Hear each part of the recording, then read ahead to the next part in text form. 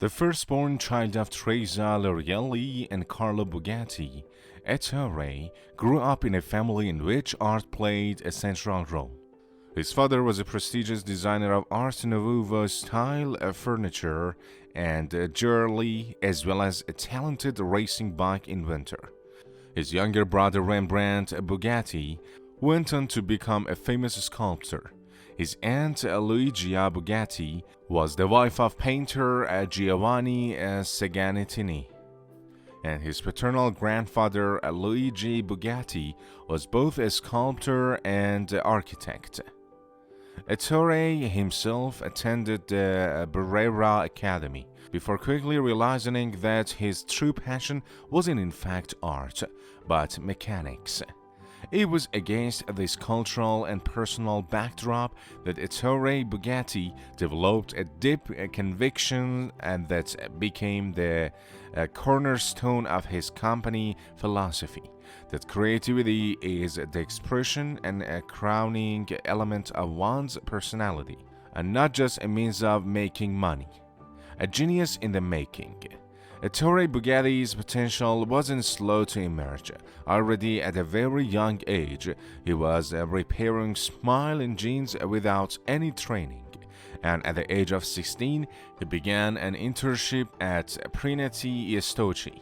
Just 1 year later, he designed his own motorized tricycle, which he even competed on in the Paris-Bordeaux race. The following year, he went on to design his very first car. It wasn't long before even the big names started noticing the young mechanical genius.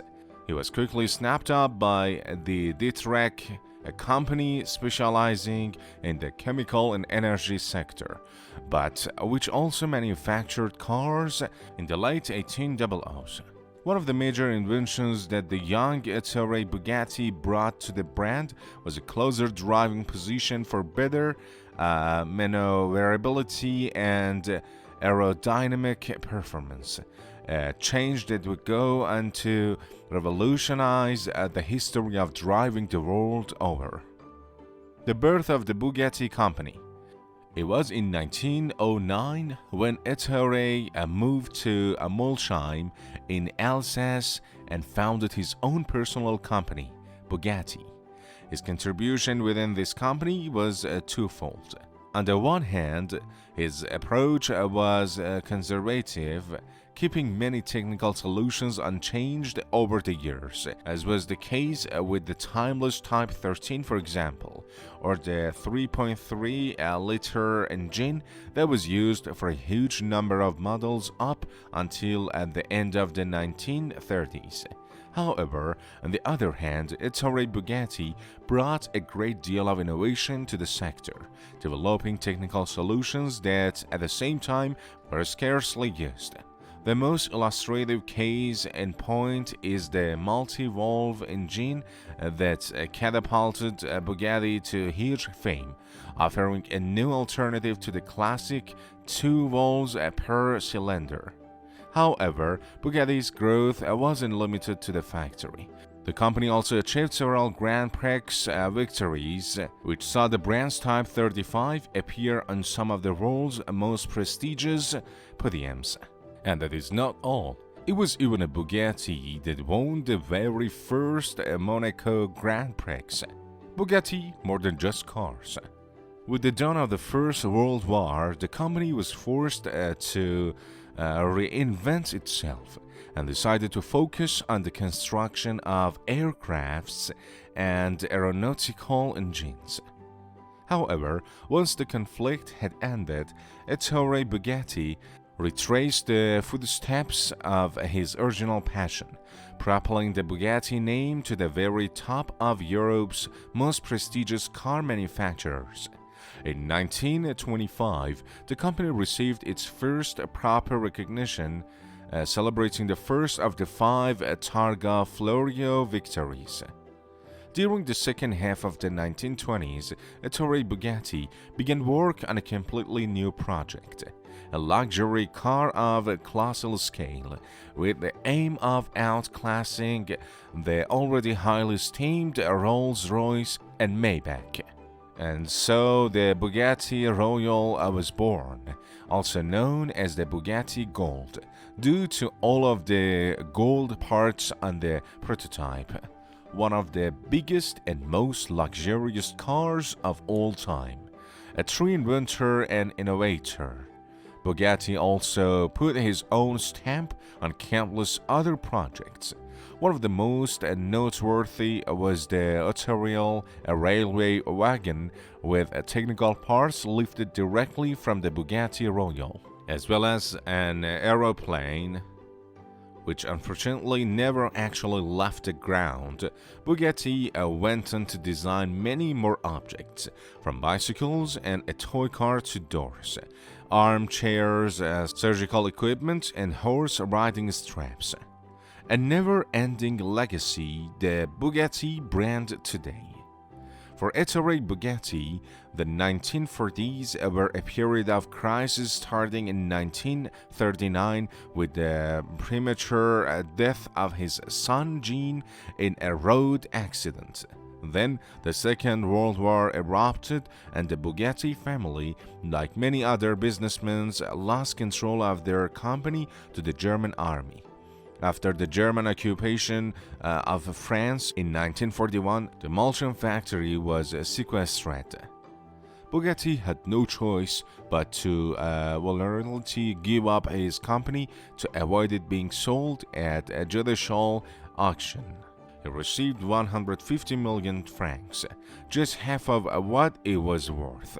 The conflict eventually ended, but Ettore Bugatti still had worse to come. After being tried for collaborating with the enemy, precisely because he had sold his company, Bugatti was convicted and all his personal assets seized. Just a few months after he passed away at the American hospital in Neuilly-sur-Seine in 1947, Ettore Bugatti was finally acquitted at the appeal trial. The legendary founder of Bugatti was buried at the cemetery in Molsheim, a small French commune in the Grand Est region. In 2000, Ettore Bugatti was added to the Automotive Hall of Fame alongside all the other prestigious names from the automotive world, as testament to the crucial role he played across the entire sector.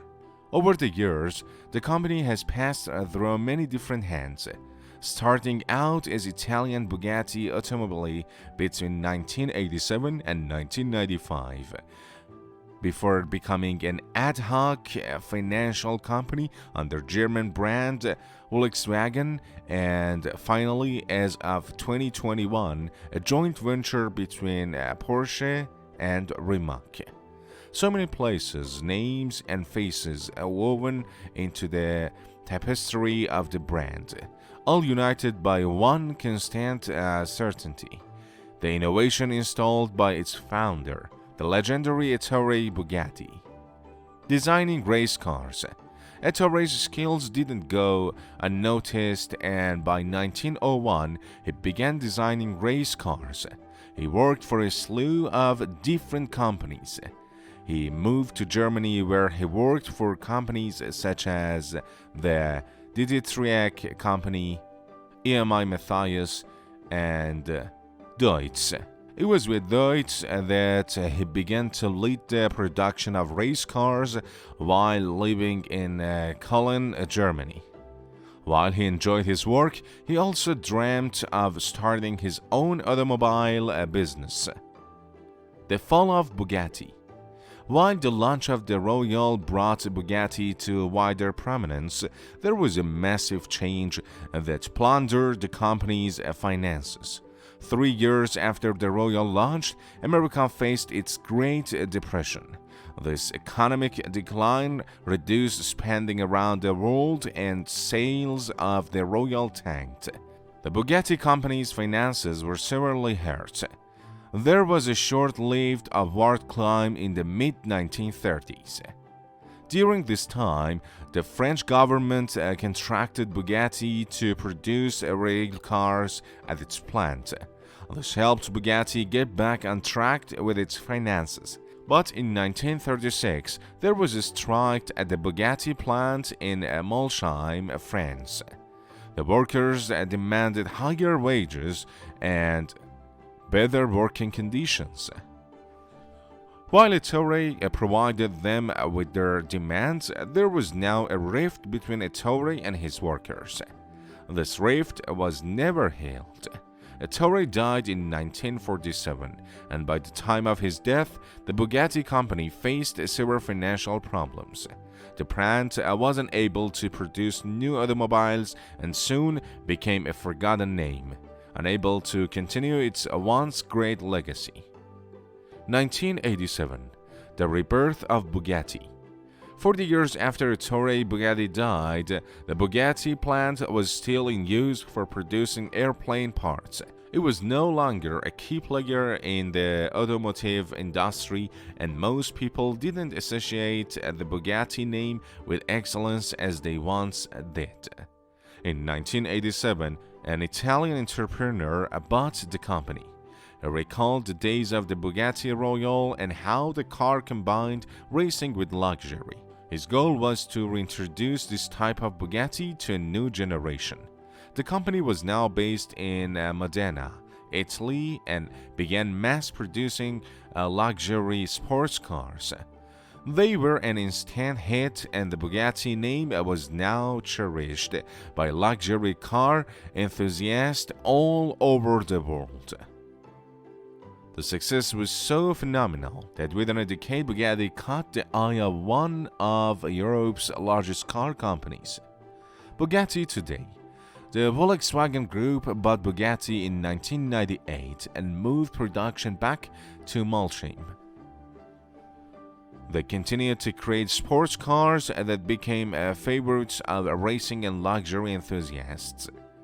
The late 1990s and early 2000s would prove that Bugatti was now a force to be reckoned with.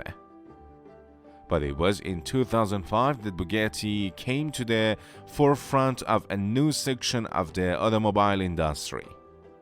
Bugatti reintroduced its first supercar, the Veyron. This became one of the fastest cars in the world. It became a favorite among celebrities and went on to be one of the most exclusive cars in the world. A decade after the launch of the Veyron came the Chiron. This was another supercar that was also among the fastest cars in the world. Like the Veyron, the Chiron is one of the most exclusive cars in the world. Bugatti today has a greater mystique than ever before. It produces supercars that only an exclusive club is privy to. If you are a luxury car enthusiast, you might want to consider Bugatti Veyron or Chiron as your next purchase.